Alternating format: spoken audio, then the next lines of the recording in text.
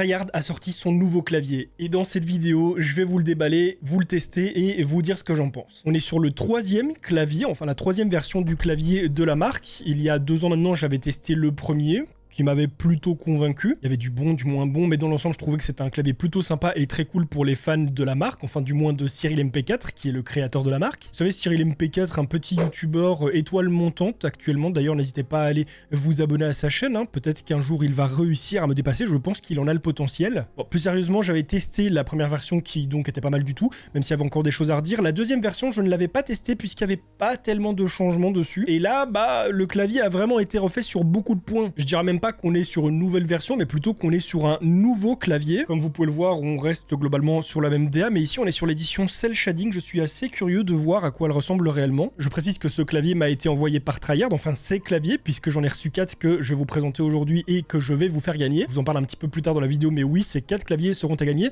À savoir que c'est moi qui suis allé voir la marque directement pour demander, voilà, est-ce que ça vous tente que je teste les claviers en vidéo. Ils me les ont envoyés super gentiment, mais je n'ai pas été payé pour vous donner un avis positif ou négatif. Je dis ce que je veux. Libérez toute la puissance de votre clavier. On a donc ici un petit QR code pour le manuel d'utilisation et le clavier, on y vient enfin. C'est très particulier l'effet cel shading, je vous le montre. Alors au premier abord, ils ont gardé une DA très similaire, hein. On a toujours ces lignes, ce noir et ce blanc, on a toujours quelque chose d'assez abstrait, c'est l'empreinte même de la marque, donc visuellement je m'attendais pas à autre chose. L'effet cel shading, ça donne vraiment un relief particulier au clavier. On a l'impression que c'est dessiné, que ce n'est pas réel, et là ça fait quelque chose d'un petit peu bizarre. Au-delà de la DA, on retrouve un châssis qui est très similaire, on est sur un clavier au format 65% et non 60%. Et alors je vais tout de suite vous faire écouter le bruit des switches.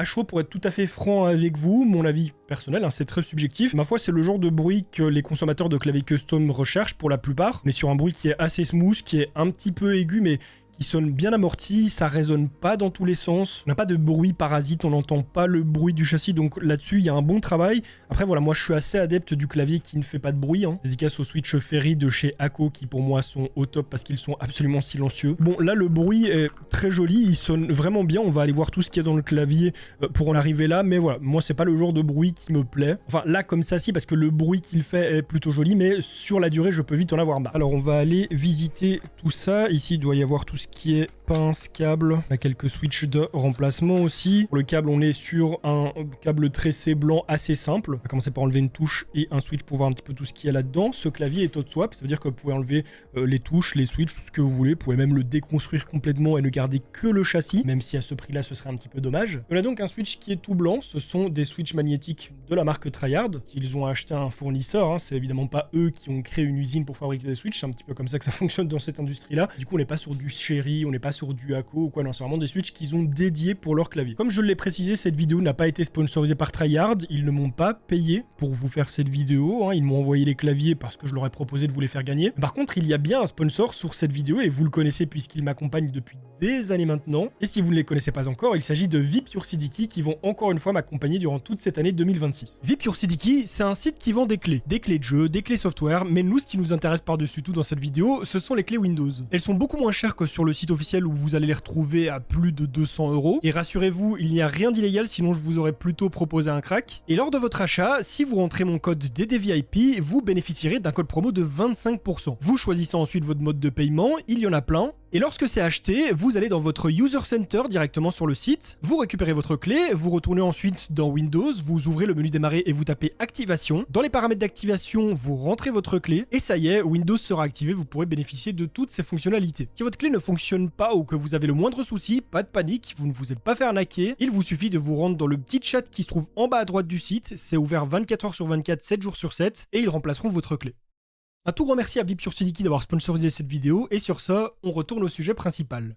On est sur un clavier avec un polling rate de 8000 Hz, la latence maximum est de 0,125 millisecondes, donc c'est vraiment très bas. Pour ceux qui ont l'œil, vous avez pu constater qu'on est sur un clavier au format NC et non ISO. c'est pas le format européen, mais j'en avais déjà parlé avec Cyril et déjà, bon, dans un premier temps, il préfère les claviers NC. Il faut savoir que Cyril est un gamer aussi, il joue beaucoup à des FPS et c'est le format qu'il préfère. Dans un second temps, il me semble qu'il y a pas mal de gens qui sont dans le custom qui m'avaient dit que c'est le format le plus facile à manier en fait. C'est le format le plus facile pour trouver des pièces pour le custom, que ce soit en termes de keycaps, que ce soit en termes de châssis, en termes de foam. Donc voilà, même si en Europe, on va avoir majoritairement des claviers en ISO, là pour le coup, ça change rien. La disposition des touches est en AZERTY quoi qu'il arrive. Étant donné qu'on est sur du magnétique, étant donné qu'on est sur du 8K, on va avoir le Rapid Trigger directement dispo dans ce clavier. C'est plutôt cool. C'est un reproche qui avait été fait à la première version du clavier qui était en mécanique et non en magnétique et qui ne disposait donc pas du Rapid Trigger, alors que ça commençait déjà à s'installer pas mal sur les claviers de ce genre et surtout dans cette tranche de prix là. Et là, ils ont écouté les retours et ils ont fait une vraie nouvelle version. On va pas s'arrêter là, on va aller à l'arrière. Ce qui m'emmerde un petit peu, c'est qu'il y a de nouveau des patents d'Hydrapon qui viennent camoufler les vis. Donc oui, ça m'embête un petit peu parce que je vais devoir les enlever pour démonter ce clavier. Étant donné que lui et les autres, je les fais gagner, bah, celui qui va gagner celui-là, il aura un clavier où les antidérapants seront pourris. Même si, attendez, j'ai bon espoir. Dans la boîte, il y avait un petit sachet avec des switches, mais j'ai cru voir... Ah, mon intuition a été bonne. Ils ont pensé à tout. Eh bien, la personne qui va gagner ce clavier, sache que je vais te pourrir tes patins de remplacement, mais pas le clavier lui-même. On enlève donc les patins. La seule chose que j'espère, par contre, c'est qu'on n'a pas de la colle ici, surtout la bordure du clavier, parce que généralement les vis ça suffit. Certes, la colle ça permet de mieux refermer le truc, qu'il n'y a absolument aucune poussière qui passe ni rien et que ce soit plus propre tout ça, mais avoir la vis et les colles, je me souviens que c'est quelque chose qui m'avait un petit peu déplu sur la première version, et d'ailleurs j'étais pas le seul, donc j'espère que là-dessus ils n'ont pas remis ça. Alors à première vue il n'y a pas de colle, mais ah non, ok, juste un petit système de verrouillage à l'intérieur qui retient bien le tout, mais on n'a pas de colle et ça c'est très très cool. Bon bah maintenant c'est parti pour tout enlever, le moment qu'on adore tant. J'avais complètement oublié cette partie du tournage. Je vous avoue que quand j'ai lancé ma caméra, quand j'ai lancé le record, je me suis dit que ça allait aller vite. Déjà, ça ne va pas vite parce que je suis exténué. On est à la fin du mois de décembre, ça commence à devenir un petit peu lourd tout ce travail. Non pas que je me plaigne de ma situation de youtubeur, elle est géniale, elle est formidable, mais ça fait quand même beaucoup de boulot. On est très chargé là en fin d'année. Donc non seulement je bégaye parce que je suis fatigué, mais en plus de ça, eh bien là, c'est en train de mettre ma patience à rude épreuve. Alors que je n'ai même pas encore enlevé 10 touches, c'est incroyable. 1, 2, 3, 4, 5, 6, 7, 8, 9, 10. Bon, en fin de compte, j'ai absolument pas besoin de tout démonter, je me serais emmerdé pour rien. Pour la bonne et simple raison que toutes les couches sont très visibles, donc on va pouvoir examiner ça sans tout démonter, j'ai pas réfléchi. Alors tout d'abord, au fond de la caisse, on va retrouver un amortisseur en silicone, il va servir à plusieurs choses. Dans un premier temps, pour réduire la résonance en interne, donc on n'ait pas ce bruit de plastique qu'on vient frapper. Une démonstration sera plus parlante qu'un long discours. Regardez, sans amortisseur, je le remets. C'est pas plus compliqué que ça. Ça permet aussi une bonne stabilisation en interne, non seulement parce que ça remplit bien le volume de la case. En fait, c'est simple. Déjà, si on ne met pas ça, le PCB n'est pas assez surélevé. Et plutôt que de juste le remplir avec du plastique, bah voilà, on a une petite couche isolante. Ça améliore la cohérence mécanique globale du clavier. En plus de ça, on a une signature sonore qui est plus maîtrisée, plus courte, qui est plus mate, qui est moins résonante. Ça vient atténuer les hautes fréquences. Et aussi, on a une sensation qui est moins molle que si on avait mis une simple mousse. Ici, on a une petite couche pour isoler le PCB de cette plaque. Juste au-dessus du PCB, on a un amortisseur en poron pour ne pas avoir la plate directement collée au PCB. On a un amortisseur de switch aussi directement posé dessus, ça c'est très bien. Et on a donc notre plate qui est en aluminium sur laquelle on vient directement poser les switches. En vrai, la conception, elle est plus simple que je ne le pensais, mais au final, elle est efficace. Alors pour finir, on a une caisse qui est en ABS et des keycaps en PBT, sauf le knob qui lui est en aluminium. Bon, en tout cas, ce qui est sûr, c'est que le travail a été fait, entre toutes les nouvelles features qu'il y a sur ce clavier, entre le travail qu'il y a eu dans le châssis, même pour le design, même si, comme je l'ai dit, on n'est pas sur une remise en question totale de l'ADA, ça reste l'empreinte tryhard, juste voilà, ici on a ce côté cel shading. Il n'y a que des améliorations, pour le coup la seule chose qu'on a en moins par rapport à la première version, c'est le wireless, le sans fil, mais bon, d'un côté c'est pas plus mal parce que non seulement ça ajoute du coup au clavier, mais en plus de ça, même d'un point de vue latence, ça sert pas à grand chose de mettre tout ça si derrière le clavier est sans fil et qu'on nous rajoute de la latence. J'ai ressorti la première version qui est juste ici pour comparer un petit peu. Au niveau du format du châssis, on est sur quelque chose de très similaire. Juste ici, on est sur la version noire et blanche. Ici, on est sur la blanche et noire. Je note une petite différence au niveau du knob, que ce soit en termes de dimension, mais aussi d'adhérence. Le nouveau semble un tout petit peu plus haut, mais genre ça se joue à 1 mm. C'est vraiment très subtil. Par contre, je sens une réelle différence au niveau de la frappe. Que ce soit en termes de bruit, que ce soit en termes de sensation, il y a un vrai travail qui a été fait dessus. Cette nouvelle version est un petit peu plus légère aussi, pas de beaucoup, mais je le sens. J'ai vu qu'il était à 850 grammes. Ça en soi, c'est pas quelque chose qui me dérange puisque moi j'aime bien les claviers qui sont lourds. Bien que ça reste bien en place sur mon bureau, que ça ne fasse pas cheapos. Celui-ci, ce n'est pas son cas, il ne fait pas de cheap du tout. Pour dire mon clavier à moi, c'est celui-ci. On a une caisse qui est full métallique. Je sais pas combien il pèse, mais en tout cas, il pèse lourd. Et en termes de bruit, je vous parlais du fait que je suis adepte au no bruit. Je vous laisse écouter.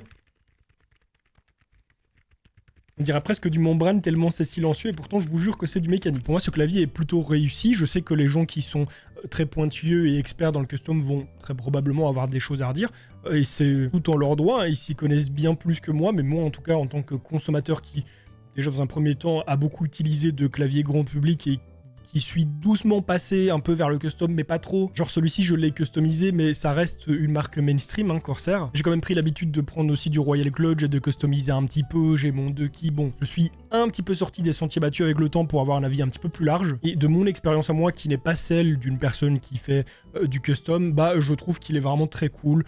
Au niveau des tarifs, on est à 160, 170 €. Et alors, comme je vous le disais, ce clavier, je vais vous le faire gagner, mais il n'est pas tout seul, puisque j'en ai reçu 3 autres qui sont assez différents de celui-ci, du moins d'un point de vue esthétique. Tout d'abord, on a encore la version Cell Shading, mais cette fois-ci en blanc et noir. Waouh, et d'ailleurs, ici, l'effet, il est encore plus violent. Ah, perso, j'avoue que j'ai une petite préférence pour celui-ci. D'ailleurs, je me suis trompé, on n'est pas sur la version blanc et noir, mais celle-ci, c'est la noire et blanche. La blanche et noire, c'est la première que je vous ai montrée. Je ne vais évidemment pas le redémonter parce qu'on est exactement sur la même composition de clavier, il n'y a que le design, les couleurs qui changent. Et les deux autres, ce ne sont pas des versions cell shading jaune, cell shading violet ou quoi, non. On est sur des claviers en collab qui, encore une fois, ont la même composition, mais qui sont totalement différents au niveau de l'esthétique. Le premier est une collaboration avec la marque Ayami, c'est la marque du youtubeur Sora. Le packaging est vraiment très réussi pour le coup, et celui-ci, je l'ai déjà ouvert, je me suis déjà spoil, donc je ne vais pas jouer la surprise et vous faire croire que waouh, incroyable tout. Voilà, je l'ai déjà vu, je l'ai déjà eu en main, et il est vraiment très sympa, il est très joli. J'aime beaucoup la couleur rose, mais je ne suis pas du tout un adepte des périphériques roses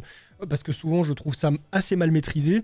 Là vraiment c'est parfait, il y a un équilibre qui est génial entre le fait qu'on a un premier rose qui soit assez clair, qui vient être un petit peu nuancé avec le rose plus foncé, cette nuance qui vient dessiner les fleurs sur les touches, mais alors celle-ci sur la touche Enter et sur le knob, le châssis qui est d'un rose un peu plus clair, à l'image ça sonne un peu moins comme je le vois en vrai. Vous avez un rose plutôt saumon, chez moi c'est un petit peu pastel. Le petit cadre en blanc et alors ces touches en beige ici avec les motifs de fleurs et tout. Non, il est vraiment très très beau. Comme je l'ai dit, même si j'apprécie la couleur rose, je suis vraiment pas adepte des clavier rose, mais là il est vraiment très très beau. Même la typo sur les touches a été travaillée, celle qui est sur la backspace, sur delete, sur enter, mais les lettres des touches ont aussi une petite typo qui est très très sympa. Non vraiment il est beau. C'est marrant parce que visuellement et même au toucher ça fait très jouet puisqu'on est sur du plastique partout, mais en fait pas du tout, ça respire la qualité. Je connais le youtubeur Sora, mais j'avoue que je connaissais pas sa marque, enfin je la connais de nom mais j'ai jamais réellement regardé ce qu'il faisait.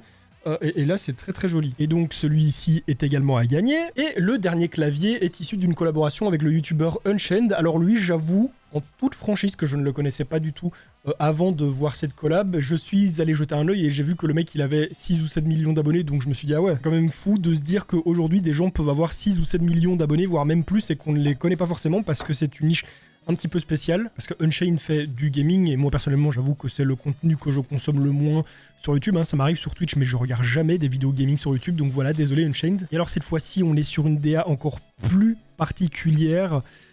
Je saurais pas dire si j'aime bien ou si j'aime pas, parce que pour le coup, le vert, voilà, quand c'est un petit vert comme ça, j'aime bien, mais sinon, de manière générale, c'est pas trop ma couleur préférée. Mais là, les touches transparentes et tout, il y a un effet rétro, et c'est marrant parce que le clavier m'illumine, genre le clavier, il reflète toute la lumière qui m'éclaire actuellement, du coup, j'ai du vert sur les mains, c'est impressionnant. Pour celui-ci, on a une sonorité qui est légèrement différente, puisque c'est un autre type de plastique qui a été utilisé, mais ça reste quand même très bon, la composition du châssis reste la même, c'est juste, voilà, comme je l'ai dit, la matière des touches qui est différente, donc forcément ça sonne pas pareil, mais pour vous le montrer d'un petit peu plus près, c'est vraiment très particulier, ça me fait penser à Ben dans Batman, avec les tubes qui contiennent le produit bizarre vert fluo là, c'est vraiment très très particulier. Et alors j'ai vu que il était déjà en rupture de stock, oui j'imagine qu'ils vont en remettre, mais ouais j'ai vu qu'il y avait une deuxième vague de précommande puisque il était en rupture de stock, en même temps pas étonnant si le gars est populaire. En tout cas on est sur 4 très beaux claviers, ça plaira, ça plaira pas, là pour le coup c'est un petit peu varié au niveau des goûts. Mes préférés c'est celui en collaboration avec Ayami et celui en noir cell shading. Le vert en collab avec Unchained ici il est vraiment très sympa aussi, comme je l'ai dit c'est pas quelque chose que je mettrais forcément dans mon setup parce que je suis pas